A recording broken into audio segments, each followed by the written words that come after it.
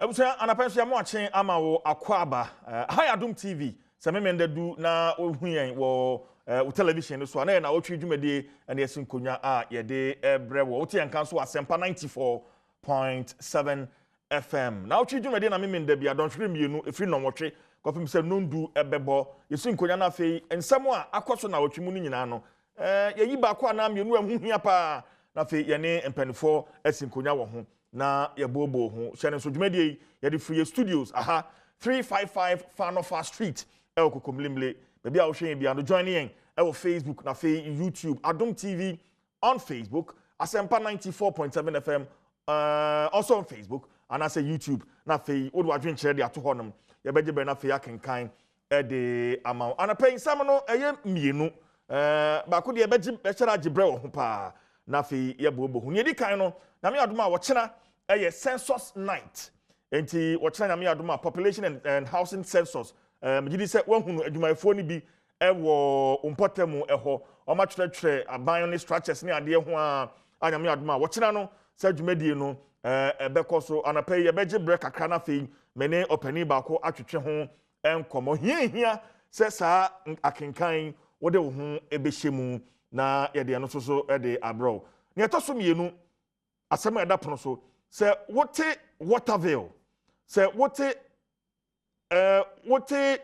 Woyomia wote isofotina den ana ye ba wadwenim ka judgment debt ana pay ye beje na fei ka asesi agana aba be sinsan yekom ebisa $170 million ebisa $136 or $34 million ka no ehase esen ena nei akoba se yetua sasikai de ma adwumaku a ehye eno mo ye no anko yenti London court commercial court I should say interest sika no emfa ma wo mo mehya the census no ahyase mensa kan ora owusu kaja or chief census methodologist ewa homa no so mene no ebe hye nkomo no ase ora kaja atemenka Adom TV so nie ya mo ache mini obema meso meje oso achia ahwefo nyina anopay ahwefo je oso megidi say over the past few days my busy pa esa dwumadi kese a ochina edago mamu ni nyina anim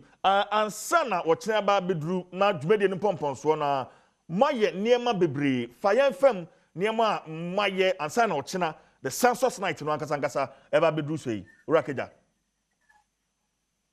yo minia me dawase bebre ewa kwanya odiama statistical service se ye educate Ghana for na celebrate ignite ya humbeshe dwumadie mu esanse Ghana mpuntuo na ye ka ho asemu nti ye do maso bebre papa na se de wo ka no ye di dwuma bebre efi 2018 and ye share dwumadie ya se na mekasa mekani nyina adaje nti ebe hadwen nti the be free abra ye training ye mabawa any brantia of na beje information afi mu na yebosumi na shasia na ye sad ye de na makudu ba ko 11 days and a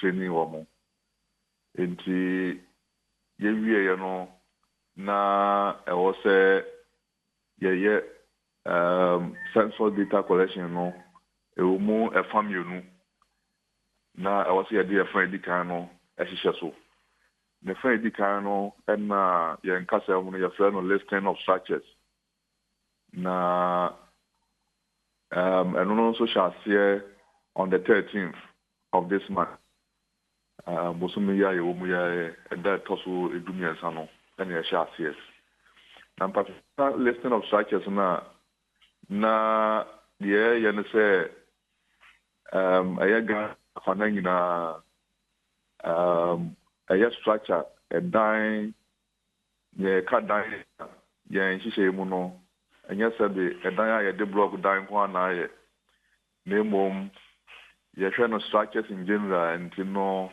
say kioso say tent yo say ntabudan yo not dan yo bibiara ye nhihye mu ye define say ano na ya church ho to be sure ya mofra no ya tete omo no omo church e dan ho obema no number no man number na fe owura fie num ana structure num na ya hwe se ni party ho a na fe ye households ni padodo afọ na etiti fie num no wage omo basic information na fe yes you better get information kakra afi ebusuafo ho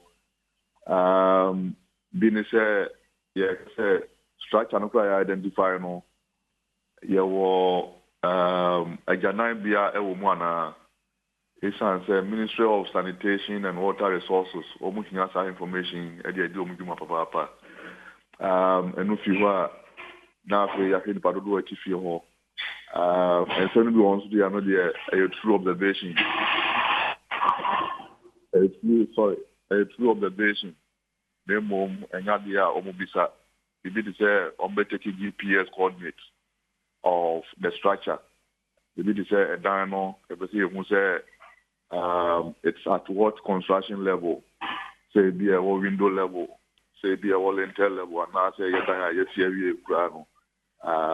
yes, na ya di atutukam na sa efa edikan eno na ene enkona wie na chese ya de kona wie ya nesa na fe ya wura census night na yo china se de odi kan e kan ho asem pepe okay me wasem bisa bi tro na ya tratre structures no ho no for mo ankasa information amu be use no china and also it's just for writing sake. Record and present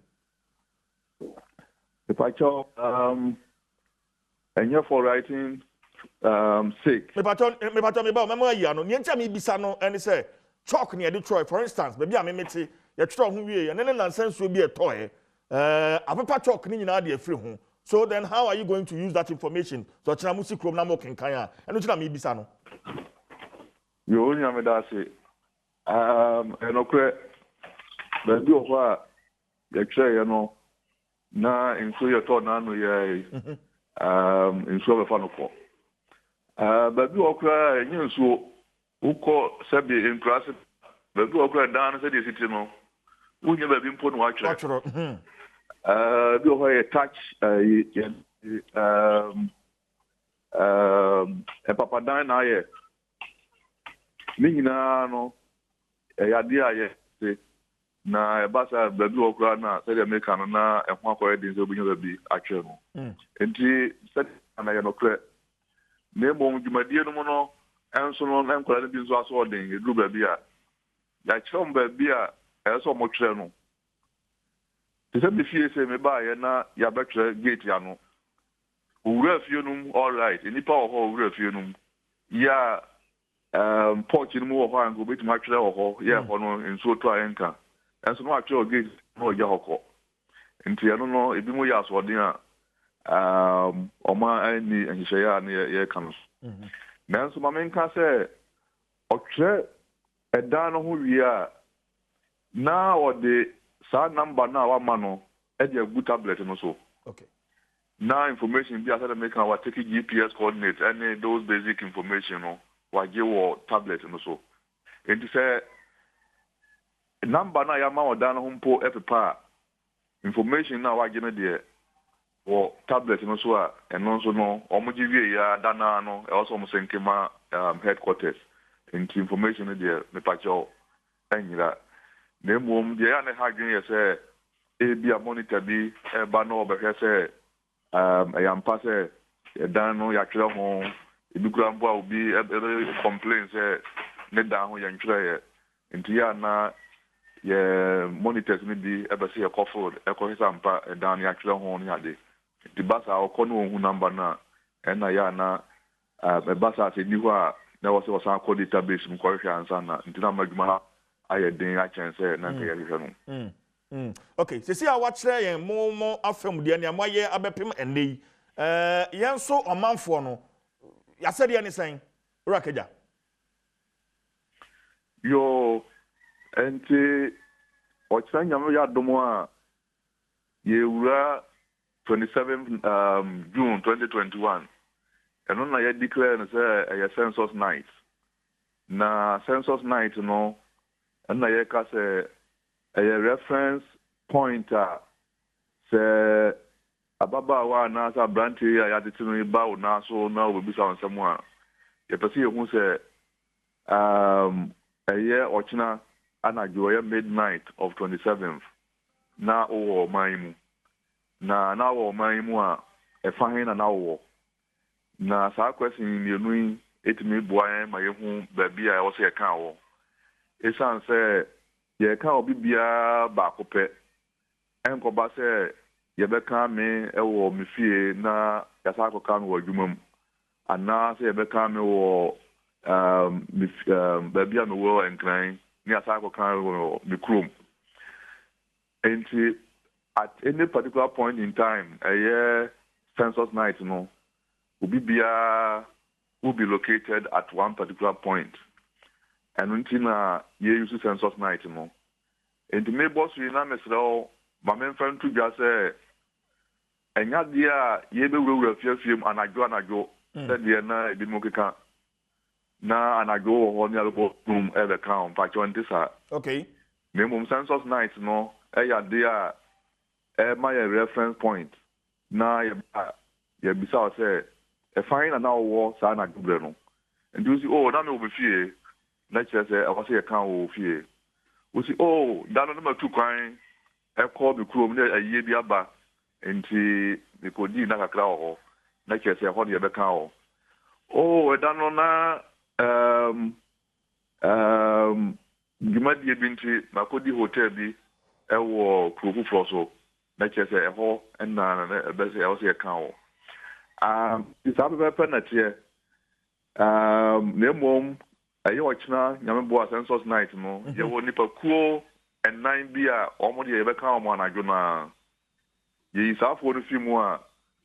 Omwaka biano, you become on daytime, 28th June, a grada, Ecosi 11th July, and now to me, and yes, you are the baby. I see. And the Pakua Ebeka man I go breno. A year or China Yamayaduma. A year number 1.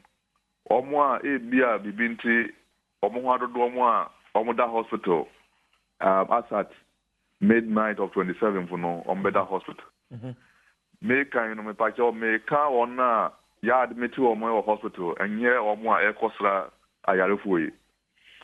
And Tisafo no Yabeka Omo Yamyad. Okay. The told me, one the binti, my dear Domacopi Hotel. Me pacho, young fan Makumako. Omo hospital, no. For instance, ubi yare admitting wo Kolibu. Na wachina midnight, ya kaino. Na edwada bnada, ya discharge no, okoni krum takwa. Mobesa kwa kaino takwa ho.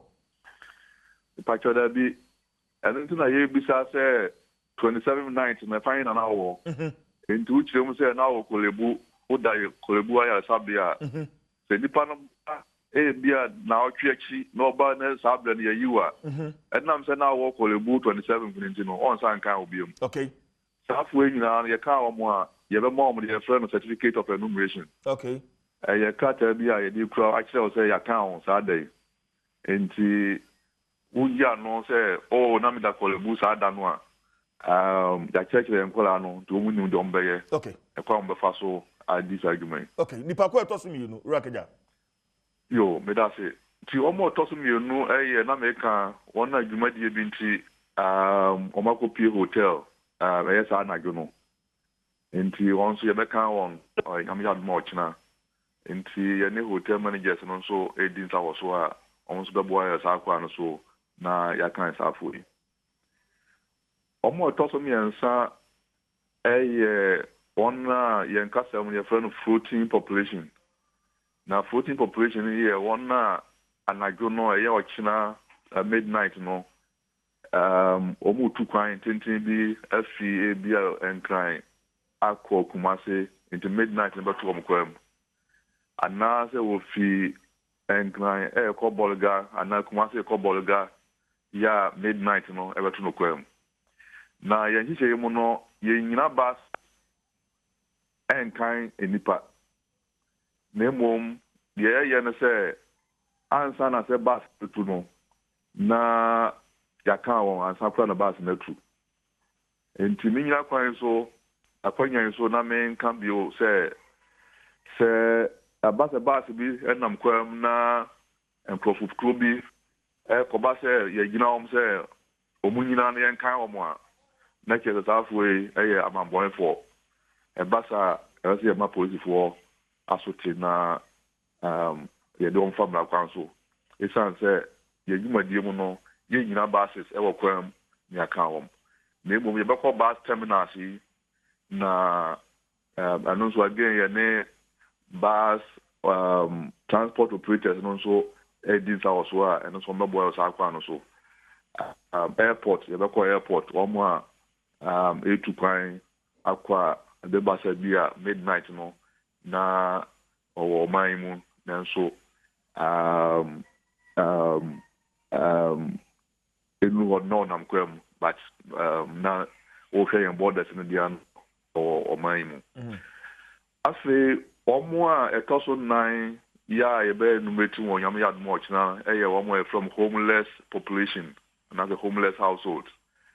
But when we I was now for said the woman need baby at it, or moon initiate at him.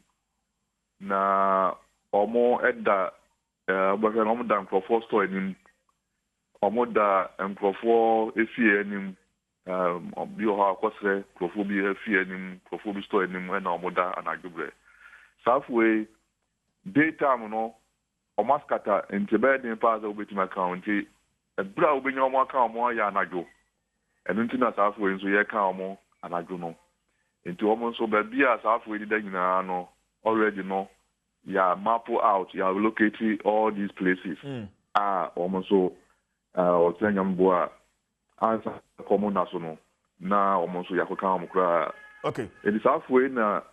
Namyad much na yabeka womo. Okay, Orakeja emreninti me wosima na me no asi. Ma me fa sa asima no emfa ma na afutu a wo de magana fo nyina hia se wo se ye kan me na ye kan Ghana ni bia na fi me nya kwan Orakeja. Yo me das bebre edi ebeda Ghana fo ase se ofun edi kan no o ma boa yen ama yetimanya the baseline information. Na boy am here to me call a phone to me no. Na say me ka kan no phone to me no from Monday 28 June ediko 11th July na to me no. Na ye best say obia emfa no hunshem emwa yen pepe de say the boy first part no. Na ehun hia papa so we bia de hu behjem esan say data ye gi the last time I give you 2010 na information ye woni nyina no Oboni be kan say ya cake. Into your mumbe say you update information I want no. Boy am here hu ye ndodo command mu. Boy am here hu baby a yete na se koba say e was e wo mo ebu o man any other key services. E koba say e was e services bi e ko bia bi a o manya ne gina to gbe ahun say ne was ye say ne was ye na me kan me say ebe boyan ama yempuntuo no akwani mu papa. Okay. Esan say omo ebu o man no ombe hia credible data no mo gina so e de ebu o man no. Okay. Ehun say nipa do say na o say ebu awom nipa ku say na o say ebu awom na omo atuma gina anya bibia gina so e decide mo pepe. Oro usuke de mamenda wase na yemfansi anti e behwe wanim efi ochina ekoya no e behwe wanim ora owusu keja chief census methodologist with the Statistical Service Department. And I mean, no, atwetwe and komono. Eti, mami nchapme homa na fe me ba. Komo etoso mi no. Efa judgment data. Ene, o my Ghana, ayeho. Kwan e fa so a ye bedru ba bia ene ye ba bedru. Me dey the chief judge force na Nnawotwi dwumadi so ne. Ye ba. Right, ye makwa ba bia Adom TV so ne oti en kan so Asempa 94.7 FM Nnawotwi dwumadi ne yasin konya ye de ebrewo commercial court wo UK abrochirimem e de $134 million dollars judgment debt e de assign Ghana kom a ye ka say say you tua sa sika no e de ma Ghana Power Generation Company na so bekaya 2015-2016 power purchasing agreement ahodo a na ewo ho a aban yi baaye ye na dwene se obetwitwa dodo no ama enu nti enam so ama ekofa the ahenkra committee baaye ono so ye recommendations. In fact na ka ye hwemu pa se ye ma Ghana Power Purchasing Ghana Power Generation Committee contract so a na ka according to ahenkra committee no afibia ebetua $25 million for 4 years. Afibia ebetua $25 million for 4 years. NNA yecha contract nim akofa sa judgment date de aba. Ehase NNA aba be wiase sa ekai aba abeda ho. Omnia strategy a ogina mu se ko be challenge sa case e de amayen e wo UK court no. Just about a day na yakọ court. No hwehwe mu ehun say asem no nya de obetimi edi animu. Well, we'll get into the details, but Nnawotwi, my colleague Osei Bonsu Obi one Omahene Kwabena Sante and the Attorney General Openi Godfrey Dame atwetwe enkomo e wo sansemi ho yakwa akọhye enkomo no e course no ye wi a na se nyame adoma me sabeka the Deputy Attorney General designate ora Alfred Tianyebo a e wa homa no so na me no atwetwe enkomo, but my guests are already seated. Ernest Yakumi, the 2020 parliamentary candidate for the Akwatia constituency on the ticket of the MPP. Ernest Ewa Hassan. So, and Erica J, Deputy Bono Regional Communications Officer for the NDC. Omuaha. In terms of the conversation, course between Osei Bonsu and Afei Honorable Godfrey Yeboah Dame Aminia, Amahino Kwabena Sante. So, can we ba na fi abesa conversation no ase. Na Ghana essence ne what be bi mutino you just say nhihye ne beboy India ne GPGC and akoye say nhihye no now the ATF film is different. It's impa edi ko mu and the ATF na akoye different e dey porte pa na edi ko mu right it's so kind of emergency power purchase agreement no around 3rd June 2015 na NDC abai no omosane na omosane was supposed to deliver power within a certain time frame. For time frame as deliver power no. By the time I ultimate agreement no na conditions precedent, as they say, no matter say year as agreement no I effective no na year. Now interestingly 2016 September 2016 na MPP NDC abana so who say signing what do we call PPA is just a power purchase agreement. I sign PE as a bruisal. Now, once I sign there, it holds financial implications for the state. So, because the financial implications is being held on account of the execution of these PPAs, there was a need to evaluate. I saw my share. Now, PPAs almost any year and say, PPAs will cry, a who here say, almost any, the who here no, for me to cancel, and so much. And I say, maybe a who here no, but time no answering because if I'm community say I be my power supply now too much no maybe on me defer or postpone. The committee no set up in 2016 September no. We took office in January 2017. Government they said to us civil servant public servant to be on more to continue or no. No we report by April 2017. Now committee na no and making the determination say most of the PPAs were unnecessary because they would result in what they termed excessive capacity development or excessive power supply to the state, in the sense that the state's capacity was determined, was limited. Even if what they kakra etoso, kaso ebia industrialization 1D1F pa ebe nya power say manoma what the nya boma the PPAs on my sign. Bro so cra. They say a terminate P. No, some make here the termination said they should terminate about 11 or so.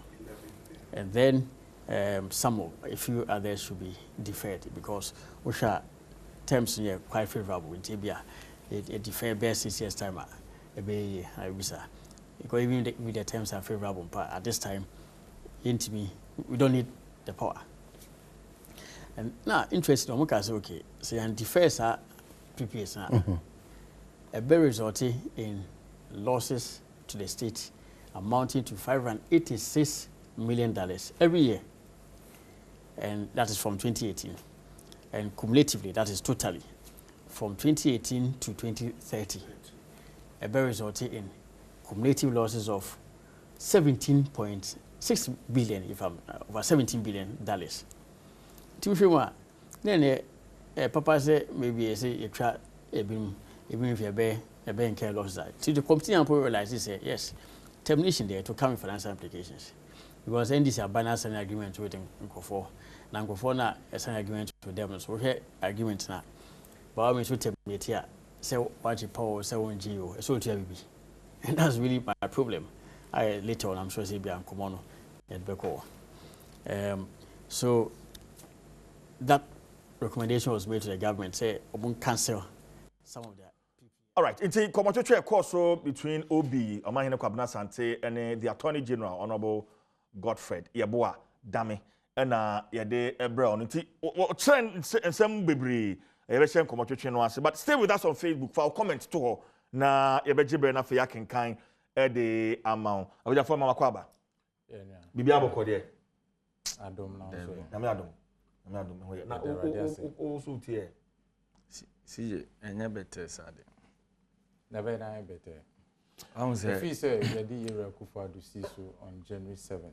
What be saying this in Libya be saying no say no to say. From that very day no. In fact, ni mfani si so kra. Ubi say mo na adani him song. Enye better and enye say eti na ubi say emre ben ana o man kasan bi better amom.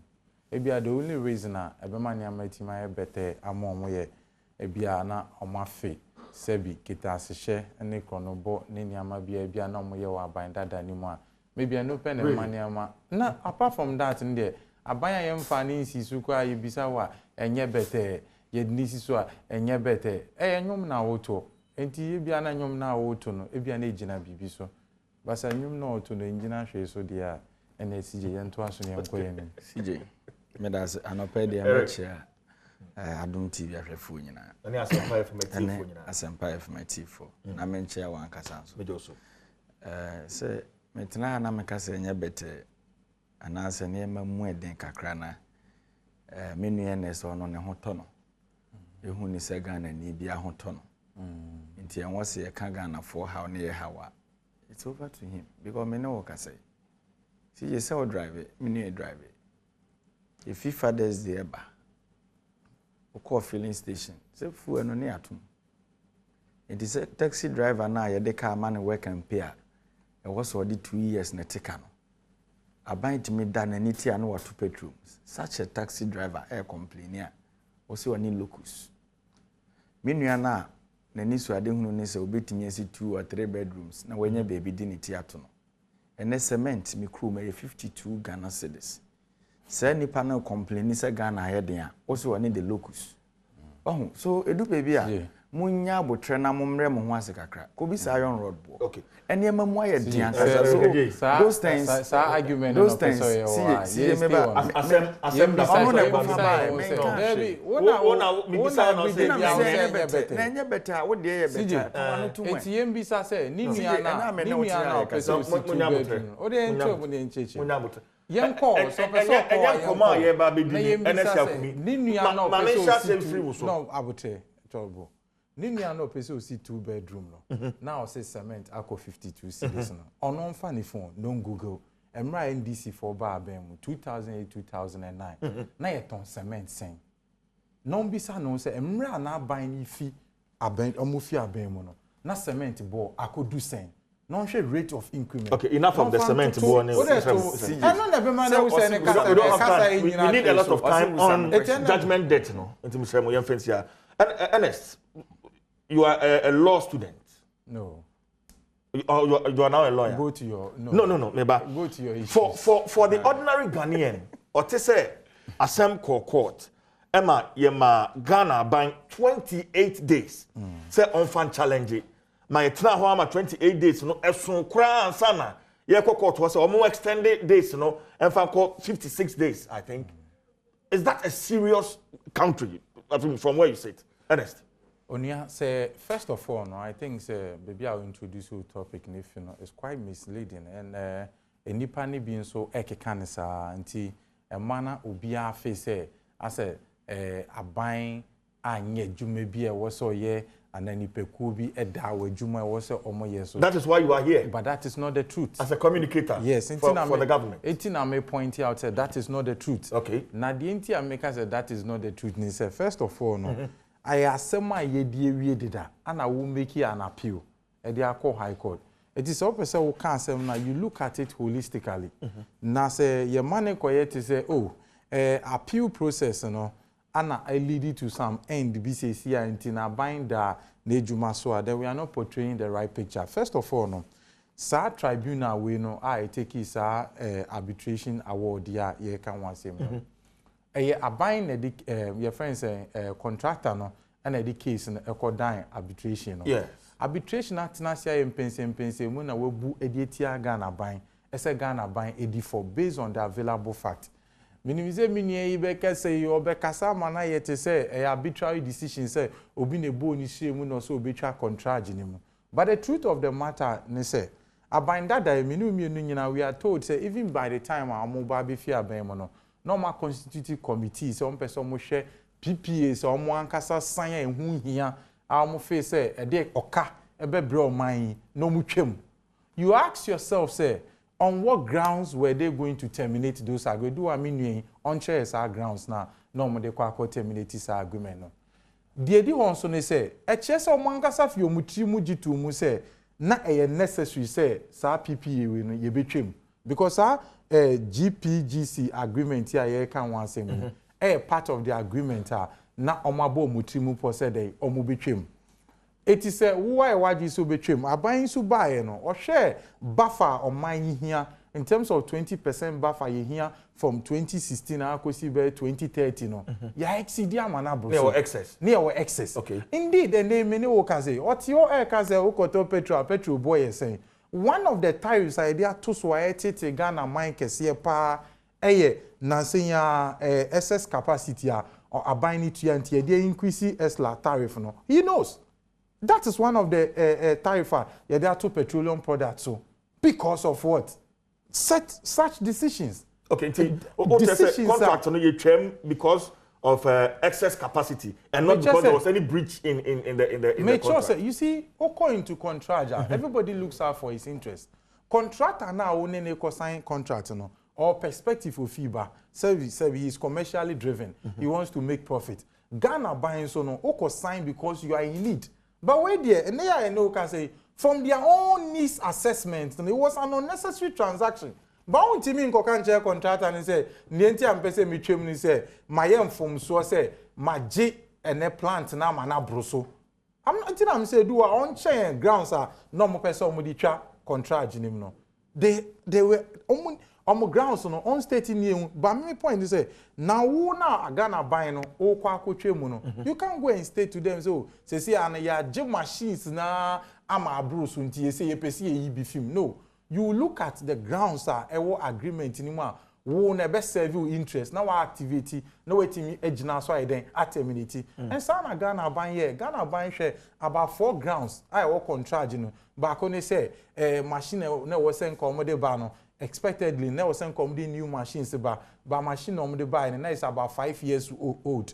Secondly, Ghana buying face say before answer na be situate plant ne kwa dey see ono no mu hia EPA permit ne license ne ade ansana almost 30 apsa machine no Ghana buying face say no so no nkofo ni buso ansana what constitutes ade ba kwa na Ghana buying face say condition precedent bi mu ni ade wo so mu meeting no omo meeting ti Ghana buying adwum face say ni nya a means of illegality a buying ni betimi agina so eden okay, so Ernest, which is which?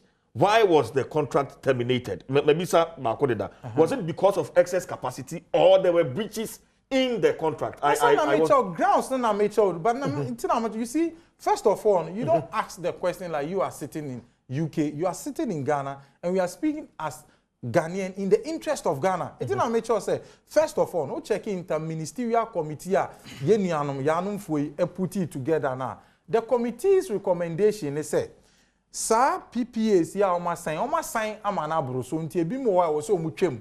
So in the interest of Ghana buying it there, it's been an excess capacity. Okay. But unti me fine no ko gina so ko ka che the other contractor and say me gina no so de twem. So you look for grounds. So we have to find grounds in the agreement. I see. And Abine look for grounds on no face it is in his interest. Ebi na mabobo e de ache ono. Say bia me no sign contract na me susu say permit ne license a wo say ohia de adwuma no uni. Ana Ghana Abine gina so no ye den. Odi twa sa contract nim. Na odi gina so odi twa contract na say me akodu tribunal.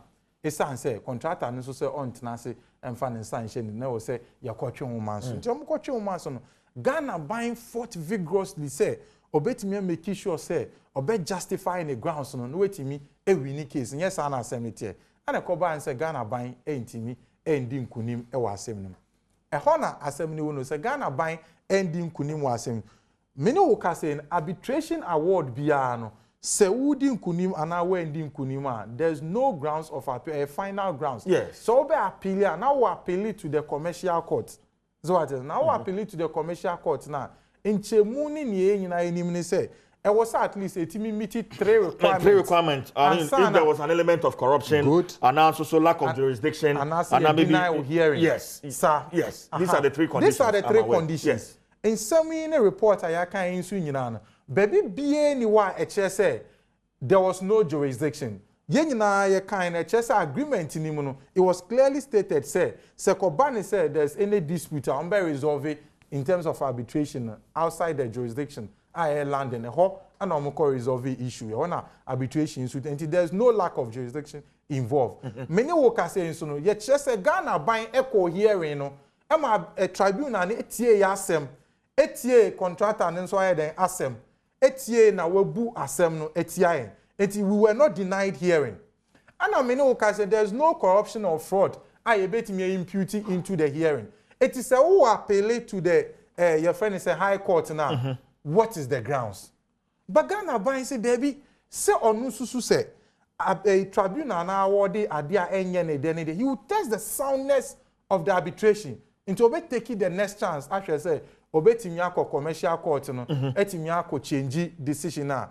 Here is the case we say there and we say now yen shifting blame into the current Abine so okay, say in our own estimated thinking, you know, here say the appeal process but meanwhile if you read the judgment of the appeal court now, or say the grounds of the GOG is extrinsically weak. Three grounds now none of these three grounds now your friend said the commercial court and a favorable to Ghana. But this son say Ghana buying person or everything in the interest of the public person. Or not just tested the soundness of the agreement. So it shouldn't be surprising to you, say, Omnia strategy at the very last and they felt say, look, grounds weak. So that is where myself, most like other Ghanaians have an issue. Because I want to find out if Omnia strategy gave basis for the challenge. And Sana Yediatum said, okay, Madam Sherry Blair, wife of former Prime Minister Tony Blair, law firm, Munko challenge issue no FMI. Were there basis? Did they really give us basis for the challenge? Onya, where I sit now, I'm not in that privileged position to tell you, say, on my basis. But I'm sure, obviously, Ghana buying any that any general would have listened to the argument to put it for and son on decide say or more appointee or say or monko fight the appeal process na mom. But be it as it may, the question was a minu bisa you want to say susuan pass omnia strategy or mass more kind edimu anase endimu, especially where wetimi enumerate sa three grounds are obetimi now I share the ruling of the court and so say even though Ghana buying was trying to cite COVID near change of your friend's government for your friend is saying the appeal process and I said elections and COVID yeah. For it or see the main thing is the grounds are extrinsically weak. That's my emphasis. And it's known to you and I. Okay, we will come to the grounds. Let us not make it look like the award had been given at the arbitration stage. the focus, any diversion I say, you see the appeal process in this one. I don't think it's neither here nor there. And for me, I think okay. If you want to move. Eric, as a Ghanaian, why sign too many PPAs, knowing very well that these, power that we are signing, we will not need them. And yet they are here. Why sign all those people? CJ Medase, the Edikano, say you can't arbitration. Arbitration, you can't.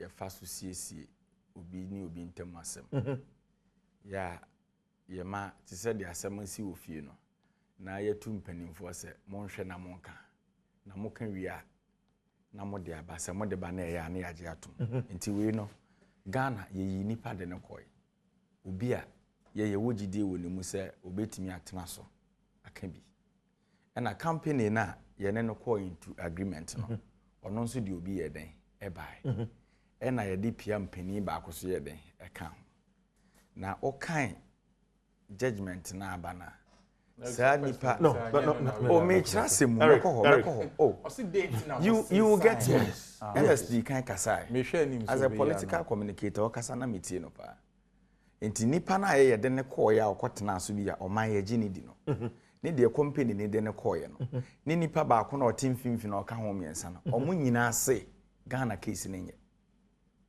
utie me pa you must have me yi wa no nti me be se o tie ase se Ghana ni no mpo na ye ne e wogidie woni mu e so on kwotena so bi no kura no si e case ne nye o point na obisa me o question no CJ PPAs ya ye ka ho asem den na de bae na emre bi e ba Ghana dumso etiatisipa and dumso on record enye His Excellency John Dramani Mahama Penso ena dumso shase wo Ghana Rollins Penso e bi bae uru akofo Penso dumso bae e ma ne de asofo kobu akosombo si ya mompaye na nsuo na nyema osan koto generators e ma Dr. Rekumbro be ka kire say toy generators meboa enti yenso ye bae ya na dumso na emu shekna no because na Ghana fo ahodo ye yusu kane a edoso baby ani nya ye gas na efie no en gas ye ni Nigeria fo no so be ka ya you see technical challenge bi by am say gas and crap pipeline ho pae so your challenges na no eden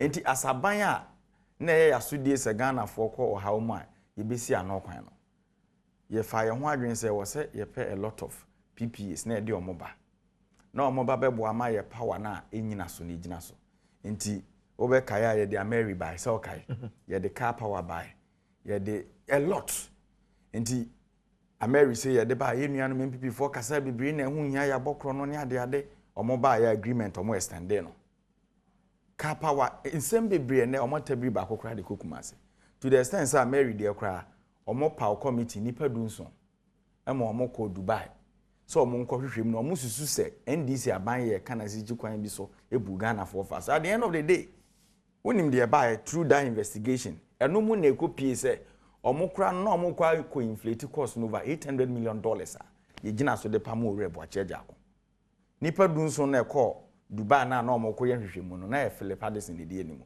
so the issue is the me pese ote ase ne say already no omoba aban mu no omo perception bi say ade BNDC ye bi anye yes sana wese Ghana for fa no nti ade bia NDC no ye bia be pesi wo mo nti mo ya Mary egu mo animu ase no e na mo de akwa akodu bebi hedu nei baby ye dru ne de ba ye ne say ye sign agreements after say ye sign agreements ni wi hu say yenya enough no and na NDC aban ne World Bank ye power committee because a lot of those agreements na ye no na ye dan mo support ye ne de keka ye power committee say ye ntena se na de ehia ye mo mo nye den enko de be hia bia ye mo mo nye adwuma na yes also exporting be ma other countries is that yes and that is it ye nya mfa so free so but who signs agreement enuntina meba you see sisi aye bai se COVID aba na no ada minister Kotena meba minister Kotena vetina ye busa no COVID $150 na na ye charge no ne company no date of incorporation ya de ade no nsembe na no woka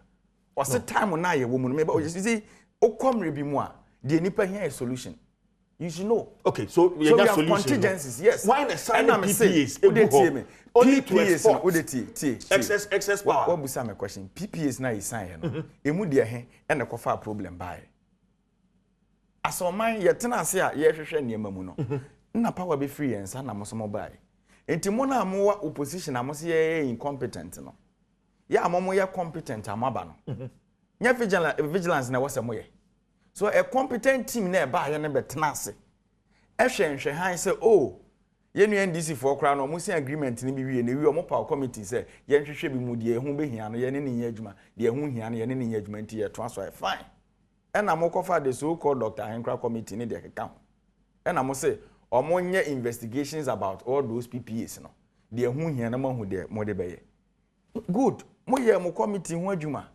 mo wie na nkofo no say omo bonyoso nti omo de akodan baby say yenka bi mo omo so otie me pa nti asem a yenka bi mo omo no ena mo so nkofo kro ya Ghana for mpanimfo ye de animu so de counter claim koye so omo so kro omo bonyoso because they said agreement na da ho no enhihia ahodo opi wo ho a company na nkomo ne omo ye nhihia no so ayeden abuso ana meboa nti letter na ye de termination eno nti na NST kasa na ye me de se ubusa no emphasis no termination of the said agreement na nyina excess capacity so because I have copy of the letter. Why would you expect government to stay that? No. I mean, because in the earlier interview, Attorney General, mo sister station, and sana, or my hand mo koye interview, no say, Ghana your excess capacity, internet was so mo terminating, no. But or my Ernest Okasa was so. Me too, for you. But I'm surprised you. Oshe krata na da hona. Almost say. After said committee ni ye na juma nyina wie ne de keka ho no omunya recommendation bi won de keka ho but I've also listened to the Attorney General Okase ohunu I mean sabe here so be sign PPA to go only for you to export power at the end of the day CJ but ohunu here so betwam na Ghana atua $170 million two things it's either you go along with the contract or me say you want terminating e wo ho and now say Ghana ebo kan ke ebo ka $170 million more than that even in the said mo committee report here mo nsan ya mo de kam asemi Dr. Henkra committee kroya san ka kire mo say mo ne nkofo no ntena se no me ba okay say if we go along with the contract you pay 25 million every year for 4 years the twem nso this is you twem and I make say to the extent say okay say mo ne nkofo no jojo na at least $80 million or so kra betimi ayeden I see ano kwan ama problem we nyina but mo ye mo adwen say most people say you terminate the contract. What terminating no? Because all kind of judgment na committee na ojina na report no so they can wasem. Ori ahen kreka see your friend wo committee na nimu. Your friend no say nsem na omo come dey terminate contract no on the kind. On kai. Now it is in the committee's report. On the kind, also on kai. Kokai 479 ho na ko 490. Is that why you are disputing the report? No, because I've listened to yes, report. What I'm saying is because among some more kind na report na no more dey come asemo. So look at the argument and judgment if free mobile. Nipa ne say committee report no kra no sa asem no wan fanshim. Judgment no kra kire say mo dey report no ba na mo tutu bi e na mo dey ba. Me read it. Me say ko 400 ho ko no. You can say paragraph 400 ho ko no. Mo tutu bi afim. And I'm akọ ebiem no and I mean 400 of the me say if you work on judgment yes if you work on kind sad now ho nyina CJ ebiem the same committee report no okọ paragraph is it 476 or so after set my terminate agreement no somewhere January 2018 no obi me say obi CJ March sa nkofo ya omo ya aban mu mpanimfo yi utie me pa metie esan ko hu nkofo ne se agreement na ya twamu no ye betimi reinstate mo CJ mami me what mami pese all kind that exact you know krana at 40 years no you read you read I'm trying to the kasa so I can me because I'm trying to get the paragraph 400 what the mon hwehwe ne nka for CJ ko paragraph 48 what's the essence of our partner versus kind what's the point Edieni we are 418 and what's the point you want to make 485 but what was the point the point I'm person make you ho say o kind that paragraph na in the judgment no omo ma yet ase say ansa na mo like after say mo terminate we no mo say engage nkofo no say de mo aye nenye. It's not true. It is true. It is in it. It's that's not what you say. That's not what. Mo be make sure say the mistake. Let me talk. O kasa me say. Obe kan baby America no. Me say after someone terminating no. Mo koda dwene ye no. minister oye owura aboacheja akoka kire nkofo ne se obema ni deputy owura edu e de letter e de akoma aban mu mpanimfo tie me pa wo judgment no ewie na osan ka kire ne se omo sign president kura kasa na ono wa ma verbal approval say omo be reinstating nkofo na agreement no so legitimate question aga na ni bia bebusa on say obi a wa terminate agreement eye den na woni nipa na sign wa private conversation say de me de aye on nye nti ebe hu kwan ya de be fa so upon all these things you sat Emma seven no more sound the counter claim because say mo kra no more points a mo kwa ko defend am ne Ghana ye kotua $170 million. And you have a justification for this? CJ, the me person me catch on say enkwofo we no Ghana e no makoma so. No me fan because president so let me read this paragraph 486. The record before the tribunal bears out that submission, in particular the following. A. On 13th of March 2018, GPGC was told that the Minister of Energy would advise Mr. Edu, Deputy Minister of Power, to write a memo to the President and Cabinet of Ministers to seek the reinstatement of the EPA. Satamni terminate you. Can next one? Can next one? No, read the next one. What I'm telling you, say you terminated agreement in January 13th or so. And you think they wanted to go somewhere, through the back door somewhere match. Only nkofo could din komo we here what judgment mu wa. Adwene be na ba utimu a company na what terminating the agreement no. Only hear this conversation. Adwene be na ba utimu a osan ko ka kire company ni say ye the president kura kasa. Wama a verbal assurance koka last wama a verbal assurance say you be reinstatement okay because when him said why you admit it read that read okay after remember hono let's get this you read this on 16th March 2018 in the course of a meeting between representatives of GPGC led by Mr. Duncan and Deputy Minister Edu, the latter assured GPGC that efforts were underway to reinstate the EPA. Do I add the C? On the 4th April 2018, Mr. Edu informed GPGC that the President of Ghana had verbally approved the reinstatement of the EPA and instructed the Energy Commission and Mr. Opam to ensure that GPGC could resume construction as it did on 24th April 2018. Terminated agreement. Okay. What happened? Ernest. Asema, okay, maybe the import of this agreement he wants to make.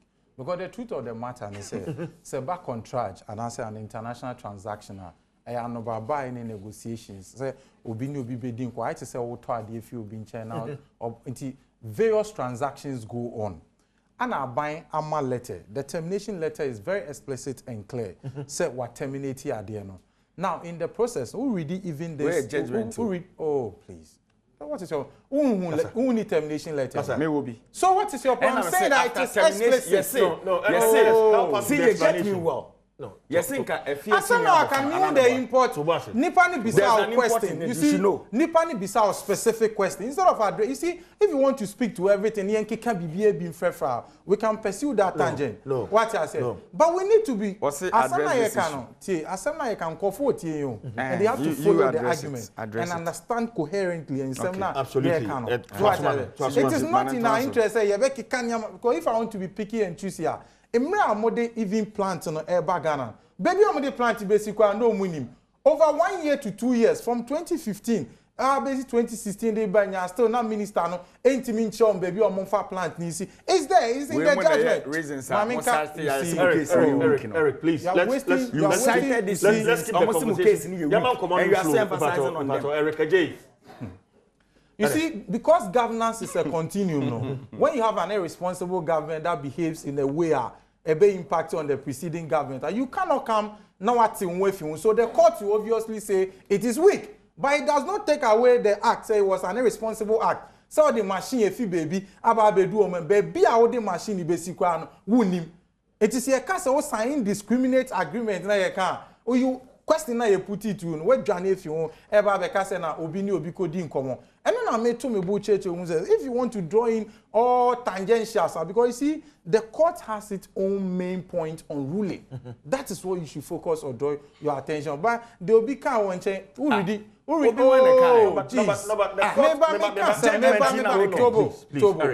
court, you ask him specific, baby, or the concern beside and say, what is the import of the point he's trying to make? Because two parties and a dispute. in the process no aban a communicate clearly through an official letter say what terminating. Here is the case at the other party in Koko. Now, some more can say a deputy minister of state and I say deputy minister no. Any omudi in common email conversation. Email. Didn't you read this or say president has given verbal? Start from maybe I'm not going to date. I don't even know the relevance of this why we have to even you even show the import of this on your discussion. And you are still memo mpokoi. This is the young waste your own. I mean, who the import of our same way professor. Ernest, you be sir. I said put a boom shego or kick off reference. Attorney General, the resolve on this whole matter. Say Obi and after one come Santi Bisano. You go to Moya or the man and after by Emeto Ancomono. CJ. I think that the conduct of certain public actors ought to be examined. You cannot be entrusted with public power and exercise the discretion that you vested with in the manner that you desire. If you have to enter into agreement, as someone say agreement, here and I say here, you don't go into it. If whether here or no person or empire, set terms of negotiating a year. So we must investigate, we must carry out an inquiry to find out what happened and all. And I think that's what happened. Now refer it to the appropriate investigative authorities. The CID, Criminal Investigations Department, for me, are equipped to carry out such an exercise. And then those who may be culpable, we will see. Maybe we start the questions. Investigations now can say very important, but shouldn't we have done some investigations even before mounting your defense, to be seized with all the facts and everything that happened? Now, it may inform me the kind of defense and give mounted. Say, this PPA committee was part of the process of investigation. Okay. No, but we know. Okay. Attend you at that time as a share or advice termination. And I, in all humility, now I'm the attender. Yes. I think that it's still not too late. There is no time bar to the institution of criminal investigations or any criminal proceedings whatsoever. I think it's about it. Well, as indicated, I think that the conduct of certain public actors. Okay. So we are back. We are back. Ernest, looks like financial loss near cost where we. And see, after the acquisition, Oma, and I'm Musuna Saka Yiba and Afi, Yachimo. Yeah, clearly, it's very necessary. You see, I don't know until now. We share the diversionary tactics. I use and DC4 play now. I'm personally focusing on the arbitration process. Indeed, maybe say a very keen question. I was expecting, say, Eric would take interest in addressing the problem. Maybe say, committee can say, what were the clauses? What were the grounds? And the abrogated contract. He should tell us. First of all, and also show an admission of guilt. Say the decision was unwarranted. So wakofa machine card basic chroma. Even na Michel the judge in the can even Maka say move mom unfettered access to a location na omode adini basi. Ombedu are clearly look around 387 paragraph 387. You see it. It's clear. So from 2015 na basi na still minister na omuntimi and grante any space via ma omon fan emfa adini kwa nsi wono. Ne no akoba say we've lost money in the process. CJ office e betimi di ense guyechi. And after say a bit me I say because arbitration and award need we should rather turn our focus on Attorney General Oko defending the process. No, Bibi and Koka Papa NJ traded. So just as the court has looked at the very substantive ground and they are making this, government of Ghana will also look at the need. First of all, no, you better share time I didn't be able to say what needs assessment were done. Eric can say certain desperation is being unable. Certain why they can bobo machines be a mass sign that PPS be bria and a sign. Etina make a choice say sans you so way no even so per se who make a decision be say be a bind to anamo to born in poa. Drain kind share even the current sika yetia in accordance with excess capacity. Okay, but when so sound better some poa. How would our situation be? And idea also would drain out Mamo ya lawyer for Moka Bibi said illegality is not enforceable at law. Monwa Mosi Adeno Enko ye inti mo per tremono. Per the ruling.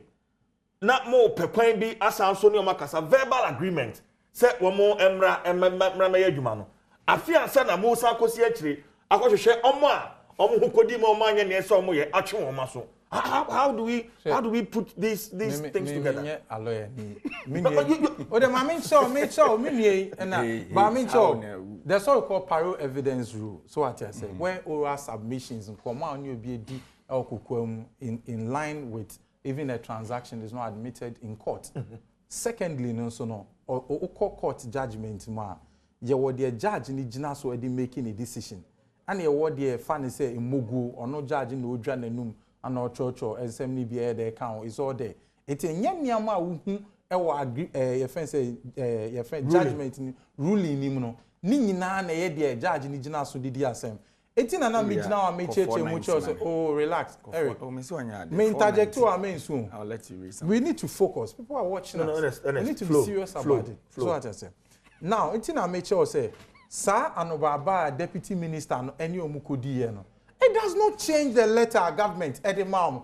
Government a mom a clear letter of termination. I know no akọ. I know obo obi ano oba na say oni obi di nkomo. I know che nipa ne say look, government no and answer president ama oral or verbal your friend say approval. How does that make it true? In the end, Adom president Anka say watch your letter to revoke the repudiation. No, but maybe I mean, is this technically a truthful statement? Why not? That you give me, you terminate my yes. my contract, yes, and then you go around and want to reinstate me. Even when you read the judgment, the judgment there's a controversial part that tells us even at the time almost signed PPA as to who is going to be government representative. It took them more than 6 months. No, I'm a minister. Hold on, make sure because there are official designated persons that handles agreements. So what I say. They say I'm no car. Obeti man ka say rekeje so if you show no so. But so if you shows now produce share no wecho na on any dingo so nyanto ba say CJ kwa ka che me say me can just say train obesan de wa ba show no so. The fact that he does not come back to the show makes your statement still valid. Say the okay no ujina grounds. So why should this even be a bone of contention? CJ. Why should we even discuss? You won't get it because you have made up your mindset. You don't have the true power as to who is supposed to appear on this show. Yes. Lies with Kofian Pedua. Producer. Good. So what I'm saying is that it's a minimum assurance. Say when I host here. As to the selection process is him. See, to show is just a violation show now. Are you saying that you don't have rights or better sending? Oh, come on, why not? So that is the point I'm making. Oh, Eric, relax.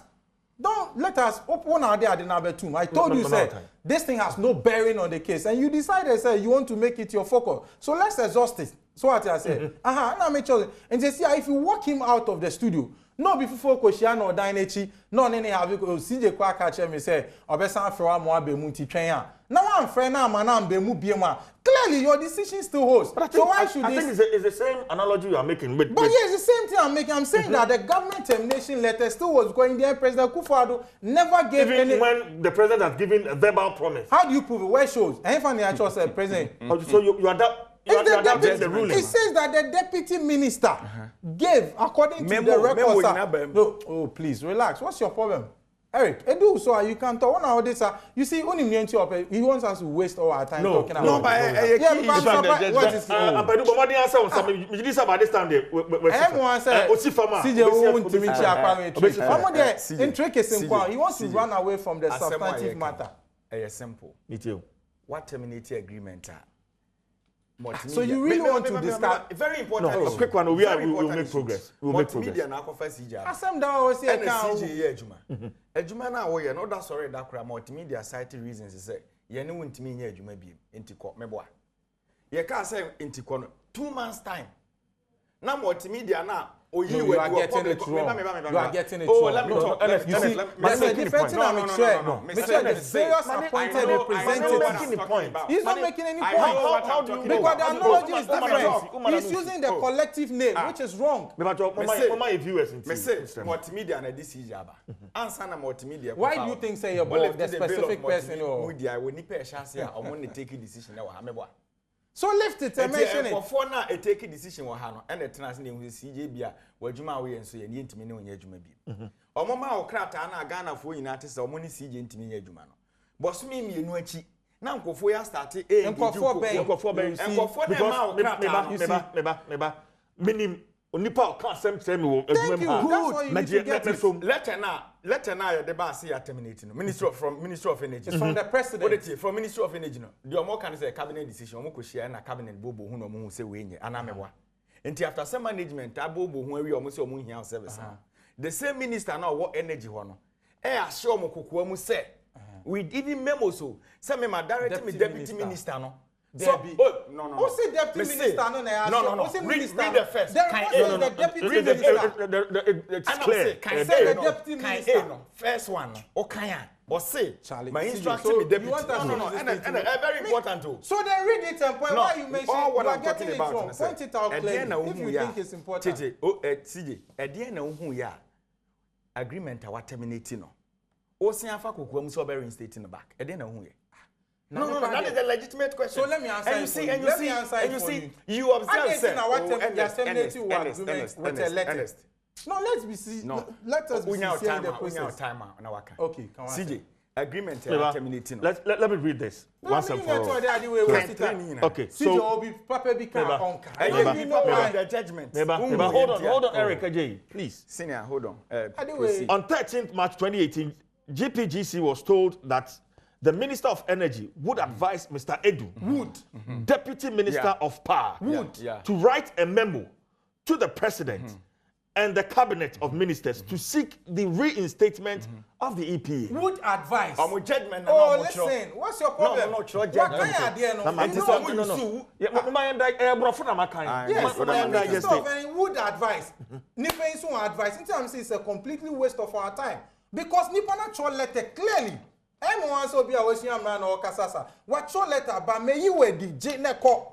As soon as you soon am China Bekacho say, many HR Kokasa, HR say, one year Mubekasa would advise. And then assume is the Deputy Minister of Power. Yes, but he's saying that the minister would advise. Did the minister advise? No, did you say? How can we? So that is why you don't need to speak to this. You terminate agreement. Now, as I can't say, CJ, your letter man officially. Say intimini wonye juma biem.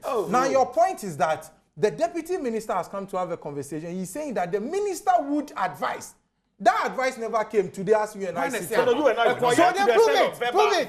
So prove it. Show where the advice came from the minister. Let me tell you something. Prove it. Prove it. Let him prove it. Ernest, please. No, it's not about Ernest. Please don't just go into a realm of conjecture now. Who import fact into the thing? Prove it. Let him show where the minister advised. Judgment I can. Need ye who woman I can want some boy. Yes. Asemo ameka ya menu em se ne tanko da ha nyina me tanko anda ha yo. My point is that o can some atini o can say don't just say it because you think it's written there. Cabinet decision omo ne ko share na omo se ni say. The same agreement no company ya what terminating the agreement no e wo ne conversation and email nkomo ya after say what terminating no wodi nkomo we ya kire nipa no e na me busa say as a rational human being adwene ben ne ba otim obi a ode ne ka wo se wunpiewie ya wo kasa na okokwam se metu adwene ben ne ba otim so if you read this meaning say aban penny for na ehwehwe han e ma e ka Eric office say say ka asem we na I've asked you what is the import of that portion now but honest I mean honestly Asama Eric be say it's a very valid question. Yes, what's the import? You should show us. No, but we're having a discussion on the very judgment. Yeah, but I'm saying that some point now say Deputy Minister na fanchen akwako the import. What's the import? Did it change the fact that government of Ghana terminated? I know that say aban penny for my Did it? Let me tell you something. Let me justify. Because you see, the fact that already Adene Keke no doesn't mean anything. How you explain it for us to get the import of your statement? Ghana ni na CJ kan kire no no. Otiase, obi tiase che me ne wo. Hold on, gentlemen. What it means is that looks like now by now not drink that is it's not true. It's not that's what I'm saying. This is a judgment. What can I do? CJ one case what can I do? Or say Deputy Minister na catch him say minister ne say obe advice he Okay, would.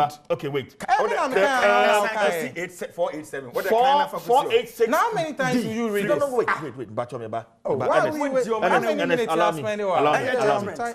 On On the 3rd of May 2018, in response to its letter of 26 February 2018, GOGC was told that, and in quote, the ministry is working on the issues raised in your letter and will revert to you soon. Let us with a response. let us. I don't Okay. know, baby. I now or say the minister would advise. Now, why you After shifting that to- conversation, but let it us follows. memos by any.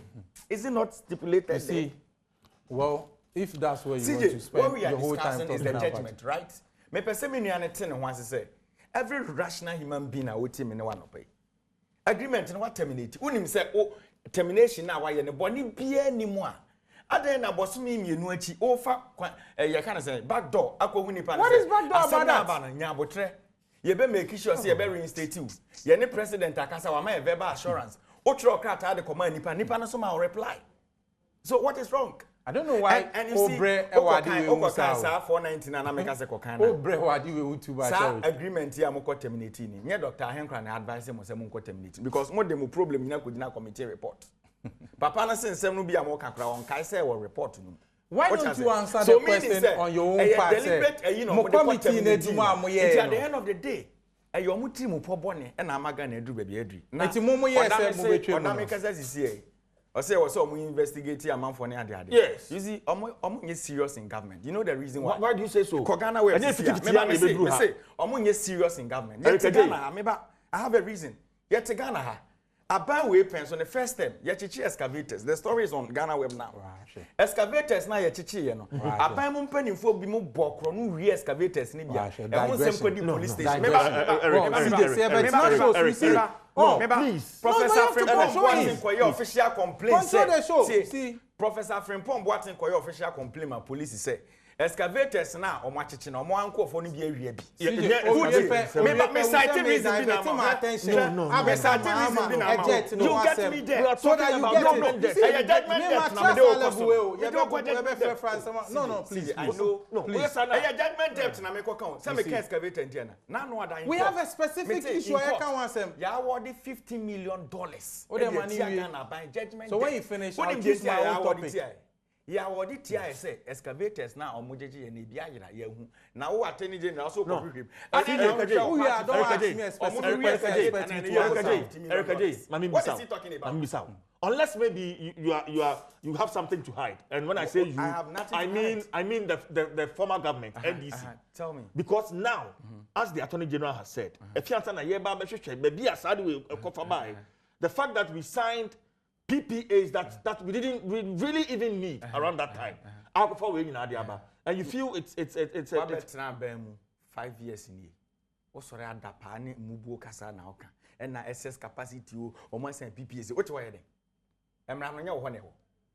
Asem mrands wa be kan kire Ghana for say ye be hwehwe nsem. What are you waiting? No, but Eric. And I'm saying, Eric, you wouldn't say investigations. And I'm saying, for 2 days. Investigations take time. CJ, they should apply the law. Obi ko sign PPA bi no hwe na famra kwan so a me no problem. But I want to say Emma Ghana nkoboka. Na wa betena TV so aka kire Ghana for say ye ba be hwehwem. Eno nti na me cite another judgment debtor under this very government $15 million. Ghana court na decide here. Because of a juma we should bear the consequence. If I tell you, say, it looks like you guys knew. Say, agreement No, wait, don't read anything. You knew. Say agreement, it's going to take time to investigate and find out the rot that is hidden there. And then I'm saying that's inside the baby. And I'm can't say much. You're too abawi. Na party for front neighbor. You will be a friend in transition. And I'm a boy. And near my way, whether say ye papa, a ye bonnet, or the jadi okon, a the oba no meboa. And he said, the oba, and say, why ye near me be? Now, Fakwan Paswa, and Rakwanso, with Nishan in him. Ye any problem. Or mobile bemu, young call for be more, Susu say, Abi or money or Mujuma DB, or only be Mujina court. Yakasa. Nipano court debia. But there's a precedent in the country. In 2016, Obi Kachira Ghana for say, Opese Ghana, Yempia judgment debt BMA, Trabamo Kufuado. And this is the story for a statement from President Kufuado. Let me read. Or say, the only way we can deal with this judgment debt problem See, is to who vote person out make the us end. agree, man. And today, we are motivator of judgment debt. So what are you talking about? But that's it. CJ. Ernest. This is what the governor said. He said it. Ernest, make your point. No, that's the point I'm making. We can't sit on a show. How am I a specific topic to discuss? Now I'm sorry, I'm a fan of code here, and I'm the back, and I'm a fan. It's not fair. So what I think I wanted you to streamline. That's why I wanted you to streamline the argument, and then you stay on course. No, now but because you do think say it will be fair. Say me trana, me shifting number start government official one now bind that down. Do you think it will help the do your communication? No, Eric, you are not sitting here as an independent analyst. You are sitting here as a co-panelist. You understand? So whatever we discuss must be consistent with the show. Let me just read this few comments and then I'll come to you. Guys, please. Walanyo in Akwatia sends in this one, please. I'll say there is no need to listen to fairy stories and political theses. Those who signed the GPGC deal are alive. They must be prosecuted and if possible be jailed. Politicians are taking the destiny of Ghanaian citizenry for granted. Regards to these two parties in your studio. CJ, you see, where his struggle is, Eric, Osha obetina show so a na nsemo be kanfa enipa bi hu ana we mu keta asehye ana amaban no mu nyesi yo. I was expecting say he will be as principled as he can. Nanko waka bibi ti say ohwe yiru Adom Kayini a ni dia be pie mu say ne law firm na ya address e man kofo ni ade no. He should possibly see Ernest, what the Eric, please. He should possibly see But see, I don't mean 1 minute, but you come in with a question. It's the same everywhere. My question is, I didn't think that Shimuni na manye ansana ya kokot. My memoir, you penny for so nam kwansu kuku on swa. Undi kusiechi nkobu nem. With what is at stake? That's the point. That's the point. Okay. Ma osa mi edi shena man kan say. Eh, CJ. And why are you so hard? You about 5 minutes. There won't be my fine. Eric, Wakasa bear 15 minutes. You man 5 minutes. Show benzo. I ain't sure so. What ya? Rifi, I have no idea. Rifi, I'm saying no about. Yeah, interject. 5 minutes. There 5 minutes. Ernest. What do you anything? Now me 5 minutes. Say when you come up at CJ. But I say maybe some phobia. Now me expectation is say me Eric betting me man say. And now no committee in it now say on person mutual agreement. What were the grounds? Onke binche ahwefo keke. Ne hu se MPP aban no. Ye na bia sabi. Ye nti asemase ananse ye nim ye right ntina yakotemnity ade no. Cause otimi can be chen ya. Ne hu so onim yoka. It's a discussion. You must help in contributing to the space. The other one so ne say ya abede dwa say Dr. Adom Kayini ya kan asemi. Ne firm was used as an address for contractor only ne sign contract, you know. What he has said, it is so important to you, say, Deputy Minister Nnawotwi engage in a conversation, giving assurance to NIPA. And he will say, it has a bearing, and no, you should emphasize. But don't you think, say, it's important for you to ask yourself, so baby, some question, say, NIPA or all the NIMA sign contract, none a law firm, and a address, Emma NIPA or nene sign contract, you know. First of all, say, enti yewra odameka se yenko hwehwemu a eyade a minim se ye hwehwemu a ye betrace a ye bekwa copy na akwa eti se government official one san hwehwemu na me bisa se ya nya ansan na se me yi wa no deda say me san ma wa no yie baby macho say you pursue bigger ones first eti say wo skase ya obehwe a you are saying say also jai sa ntokwana and answer saving the public person now be pursue this internal now that you are done exhausting sa process this is the opportunity time and meaning say one ma ye kofari by one ma omedi or minor bro no this is the time to pursue them. How do we retrieve that this huge sum of money? But when you pursue them at the end of the day the court will decide. And in the end, na metina na meka cho say this is the approach. Etina investigations will go on. So what I say, these are the questions you ask yourself. The other ones say, "Oh, be saying rightly." Saying, "Sa PPS be almost sign a boom can find clean and a dream be in the comb." anu ye papa ben no nya I mean, as we speak, on share that mama. In some may be saying, you know, bien wa oyano was setting the questions and ordinam. That's the sad story. You know, I felt frustrated. I said we were sitting on one paragraph. Kasa no. The one so they say, what could sign agreement? Even baby would they you say the whole now share 5 minutes. Oh, I don't know. Kasa, Ernest. M1 send the mini on your butcher. Share. Oh, what could sign agreement? Baby how the machine basic no. I have problem. Unya baby farm machine see. Eti bisa ho say, e da adwen pa na ko wutim say, sabe yen sign. Eti ho na me de me dwen wa na I am tempted to believe say Dr. Yini ni omo ye ho adwuma no. It was about what they were going to get. It's about percentages. It's about chobo. Senye chobo a mo di kan sen bia ma bro so. Hwe omo ankasa omo committee omo. They were looking at about 11 of the PPAs. Omo ankasa committee o. Aden, se bia dabraka. Okoto eduane. Eti wu nim de ebetinya akọ yem krampo a enti aburu so to the extent say afi de wu tugu krampo a o das bin nyina ayema.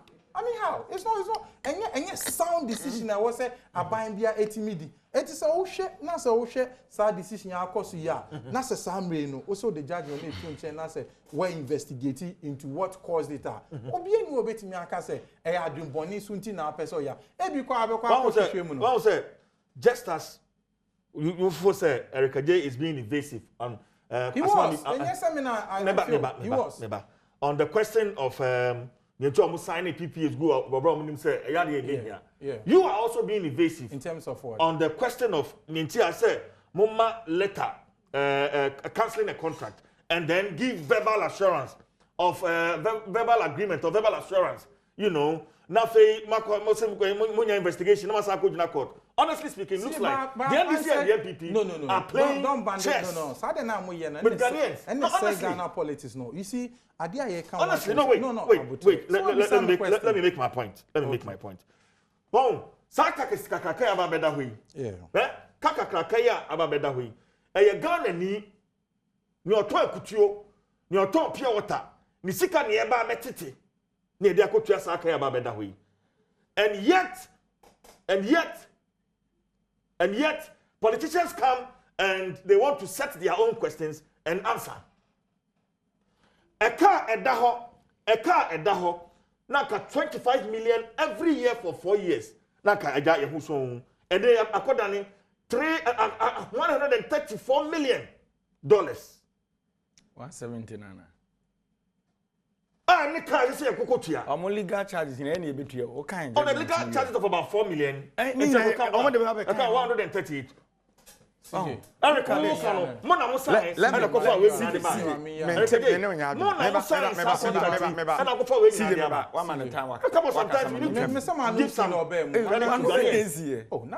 they can take you serious as politicians. See, be objective a bit. That's not how now objective. You can't say NDC MPP. Obia want a justification. I just say why me time them. CJ many CJ na nya. Me say Obeka say MPP NDC ni a ade ne say amamwo na ebu. E na wo si obi sign agreements agu ho. E na wo waba. Wo nsusu emu no se de nipa na aye ne nye. Nti wo na wo be correct the wrong no. O outcome now the buy no worse than the also nipa na. But my question for you still remains. Why sign PPAs? CJ, clearly. CJ, you sign PPAs. I gave the reasons in here you sign PPAs at that time. Indiscriminate. Made the reasons by. What's the reason? And I make us say reason. Ernest. No, say we are no. Okay, cause I won't pay interest. Oh, my point. Me person me call. With you. Until the American say. Baby, you twem no. You twem no. Say you could do judgment 170 million. E then you could do. And no busa a simple question say 5 years no on betnase no. No muntimi nya won hwe kra until say judgment ne be banse ya be discuss because NS catch say when you were the bigger picture na on hwe nchenchen. Nti no mo bigger picture na say you ko peka abrega na form ye tua. Na ye tua ya start ya ko person ko form. Can you imagine? O say Dr. Ayini law firm. You see that debate. See report judgment so will be. O start ya all kind. Ehina wo hu so mo raise any conflict of interest matter in the said report say because of the law firm now company no contracting service no and the dear could be let me justify Erica J CJ what Hannah Ernest Eka say must sign PPAs indiscriminately na mudi egu ho. For you as a communicator for the NDC, your duty is to justify the reason why you signed those PPAs and why they shouldn't have abrogated those contracts. But you've not been able to do that. So why would I bundle both of you together and tell Ghanaians how you are playing with... Even Dr. Ini and Semi are okay. Wakasa bi o ma member bi. Never wakasa. Yeah, una odi kan kasa. 5 minutes makasa. CJ, let me talk. Eti Dr. Ini and Semi are okay. O de ma me bi say request no nyima. Or expect say court no. Ebe state wo mu say Dr. Ini was involved in conflict of whereas the court is not looking at that is not the issues. Erica J, I'm giving you 5 minutes. Tell Ghanaians, look into any of these cameras. Tell Ghanaians why the NPP shouldn't have abrogated some of these PPAs. CJ, me da say, me start my argument no. Me try the na arbitration the jina offer. And my second point, me call the entire they sign PPAs. So be kaya, me catch you say doom sub shasi no na nye pencil. Yes. Ba ye pencil be ye west because of a near ahodo a na was abanya ababa ko ya ya. West ne da wo. Nti ye ba ye no. Na hu be hia se ye benya enough capacity na ye de adijuma. Nti ye enter into a lot of agreements. Because that time no show na na ebo man no. Some decisions you take it because of mining. What did you take into consideration?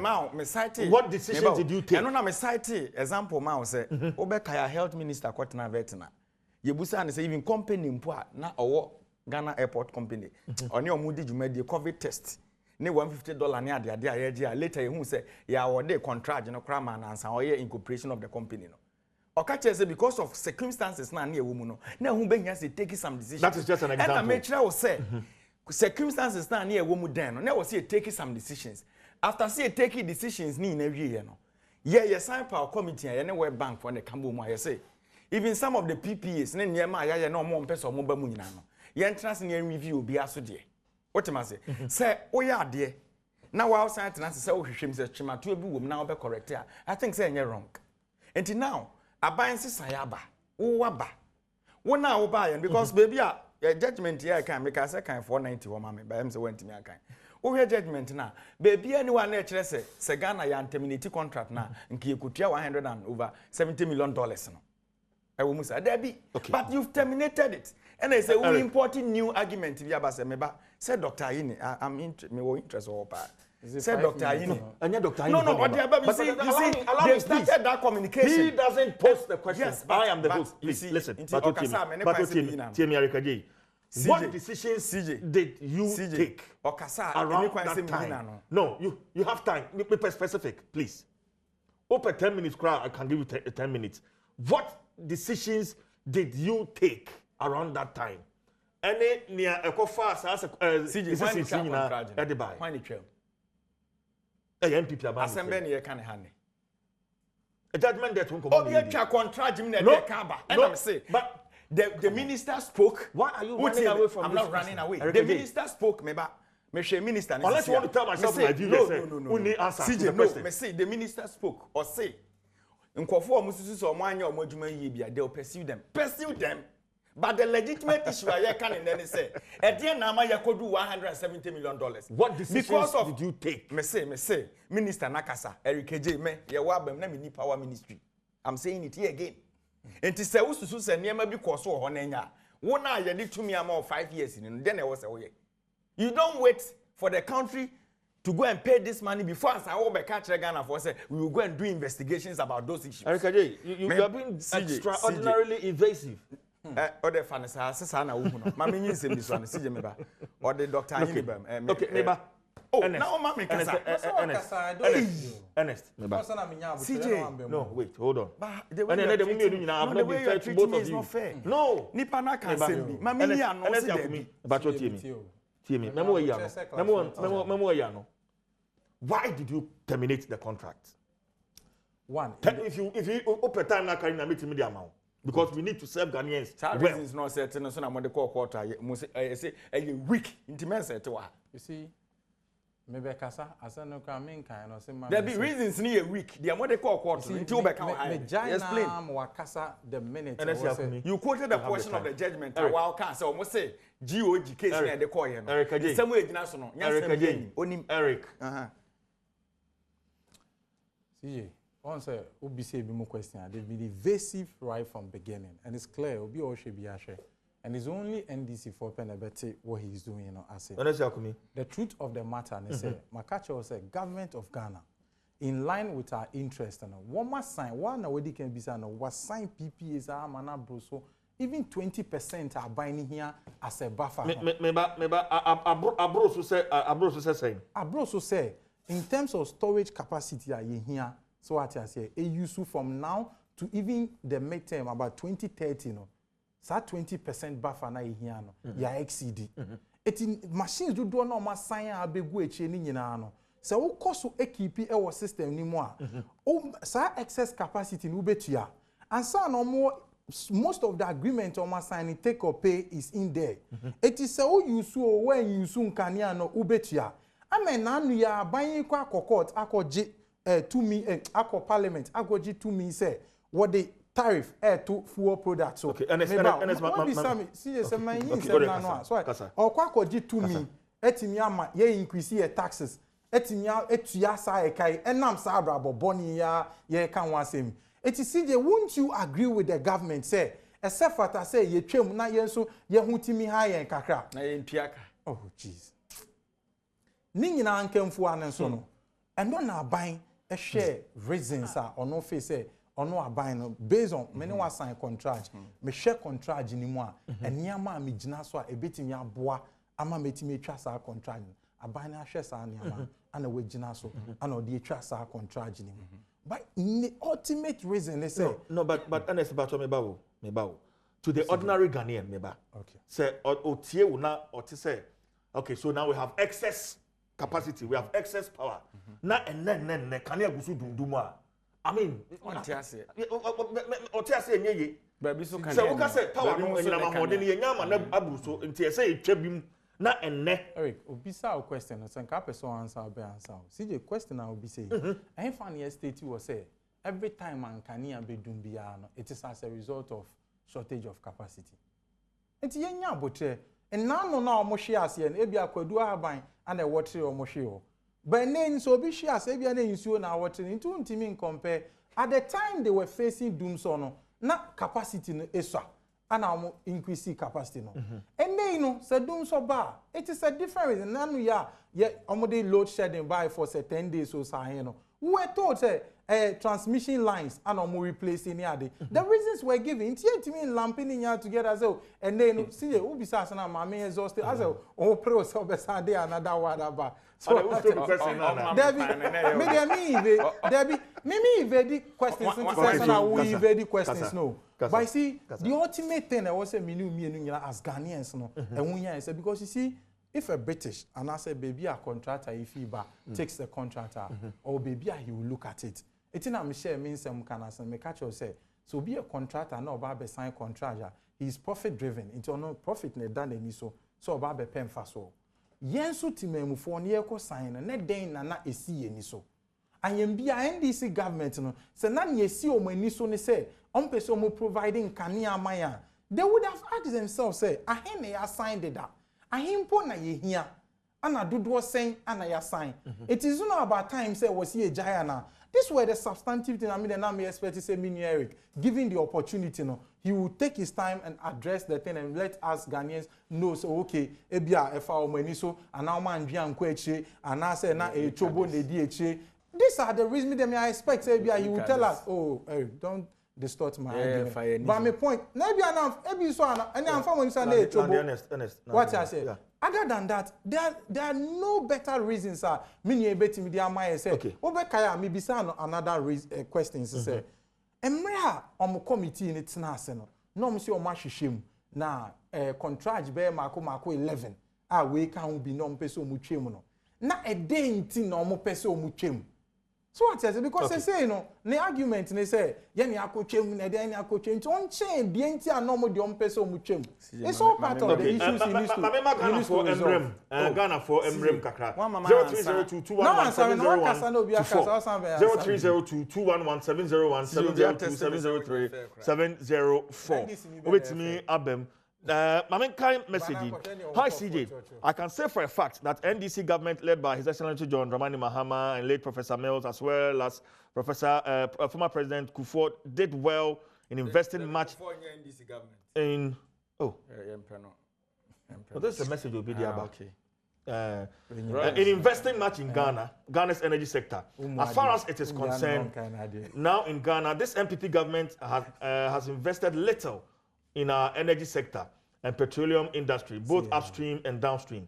In view of this, Ghana's GDP keeps dwindling under this competent, we have the men regime. Those who took over as energy ministries after NDC left power were more concerned about going to parliament than the energy needs of Ghana. Okay, so it's a rather long one. PK Elembele, or send no to WhatsApp, Facebook, baby, no to Abu Ewo Ahumano. So Abu, what's your name? Yeah, good morning. My brother from today. Adumo now say. Hey, me with all the shop Abra and pay. And the pay him kokos and alaba. Ah, because Abra papa. Abu yente. Oh, every no, yeah. Want me the phone about boy and Ghana for. Somebody like you people have to tell the truth. Man, let them space with the space. Ma abanali yan on kaye. You're about to touch someone. Ma abanali yan on kaye. Like you people here, me say I me when me sweat anka. Oh, it's in anado. Sabi mo ko Ghana also antiana. 5 good years since the energy crisis come from Lawrence time. You started a problem. Yeah, me Mahama be also no go to. Oh, only to say, now you mentioned Tade, what to say, now the what they campaign, them, what they in Sabadi, some export a power to Burkina, Togo, Nadiala, or Escassan, Cote d'Ivoire, here like Mali, Burkina Faso, here, Kania. I mentioned as capacity, a crop biala, a advanced country biala, so opposed to 10,000 megawatt, or it's about 4,000 extra. Somebody else, Moboa. Okay, but I say Abu Mamenko Kunton say Percy Kwansa. Good morning, Percy. Good morning, sir. Yeah, yentio. I saw the apostle of my mono, Yamino Crenum, and ye. O my yetimun, she shall be Biancos. The MPP for promise say, yet two, ye judge Mahama more and ye shall buy or what, yet to my MPP for, and yet the Omoyano. She shall mind a woman, quite someone call myself, especially with the youth, Omon Pessa ye can myself. And dry fix the country, no. On arrest if you're dominant, the Yadini issue. Check the youth, or mining any belong to Yamo. Had now MPP for Yano, our more test or money when almost show you assessment. And moreover, what is painful is that they are not doing anything. They're not even doing anything to even better everything. Education system, pumping a bomb, a crime. Education system, me and you know, say, during SS. It was 3 years, later it was 10 to 4 years, and even during our time, when we were even detained in school, the 3 months for every results quite the same. But now, look how almost school, school, okay. Okay. But I say, Mamma called Duqua on a thing, Austin Mensa, Ewa Humano, so Austin, I call by you. No. Austin, tell me what TV, so, and on a banner. Okay. Yeah. Chairman. Kakra American say both NDC and NPP no omo doing political mama no misro omo doing political parties now omo belong to no omo ne Ghana ho submissions now omo united say omo doing omo political parties no omo ne Ghana say e pese e patriotica ye nwe oman ho eno ba boy dan say e ba doing political parties no na ye de oman akoi say mranta ye nya adwuma ye oman ye doso nti ye sra oman so omo ba omo nwe oman ho mai na omo nya omo political parties no. Okay. Mami ko kuma se Lampard akwa ba yenti o. Me ne bam de say Adom yenti o Lampard. Me nya de Lampard because if you man from Kumasi me ne ye me kan say yes man pay me so mun ko so to no mani ye maye na say 170 million na abanje do na PNDC aban go mu na ko pass no me nyina ba ya ma Ghana for ye won chiri ye eti na do abanje na kwasa oba abo me mebura nya adwuma ye na se ko no mu tipie le be nyina ye adwuma na koso abo nipa eti NDC po na kum Ghana na se ka me ne pay for se sie yi fe Kumasi no go mu chiro me ya me kala ko je che ma de trade ni sane me da se Lampard me da se for je sumini ani na Medase Lampard. Ma me ready way quickly na fe me sanso enko ahoma no so okay, so this is a post by my senior Manasseh Azure, and I would want to read the point 4. Okay, apart from the shady procurement that have enriched many because of COVID-19, we are learning that President Akufo-Addo's government would not defend the nation against $170 million judgment debt because they claimed COVID-19 and the elections had impeded their work. This is a Facebook page. Masa Kofi Okumas, Masa Kofi Akwaba. Yeah. Yentio. But Adom FM, Adom TV. Yentio Masa Kofi. Yeah, that's it. As I remember, we better me con. Yeah, the say, you're penning for no. They are not serious to help us. If I saw, you're better me can say, you're penning for no. Omubu mine. Oh, mame next call. I'm saying. But offer now who tell me TV so Doom TV no. Offer me now share me who tell me TV so Doom TV no cry, Mr. Kanga we Shama. Good morning, Kanga yentio. Good morning, CJ Michel, Eric J, and NDC fraternity. In fact, Elikai, CJ, Yenino, your Ghana, in Nimidiana air call 5 years ago. In fact, prior to say you ever solve this doom say, Nimpa or Green Shakai, and the number Google says a capacity in the door so crana and by excess. Now, said the all green who say, me extend the power across the country, able to more great lines, villages, Bevuki or Toyota, your power situation the next 5, 10, 15 years is well solved. Now, what barrel drains even a excess capacity now, to me, a movie more great and supply more power now, Fasma. I give an hour drink, Obabusia and Capex, and other air of shambles into the damn pan and Uncle War drink. I'm on my Ghana, Obaya, you can't free SHS. I don't know where Bakukumaba free SHS. I'm in Bobeni. All right, that's it. I'm from the last caller. You real Aqua Ewo Kumasi, you real, I'm last caller, ain't you? Yo, in Ghana for Namentia and Biasiwa. Bisa. MVP Nini Casano. Or Kabibisa, your power, no, your capacity now, Brusso. And Tino, and my evidence on my camera, she's the bench, and then we hear Mamu put them net here. But there before you see, no one fix it, I have the NDC for out fix it, do so. No one about you do some free one way implement here. It was over Chama Tekaka. That's it. Okay. Let me read this one. Kiss me, Sefibekwa. I will say, if Nanado not being elected president, some of us would have touted him to be the best president Ghana ever had. But now he's the most corrupt.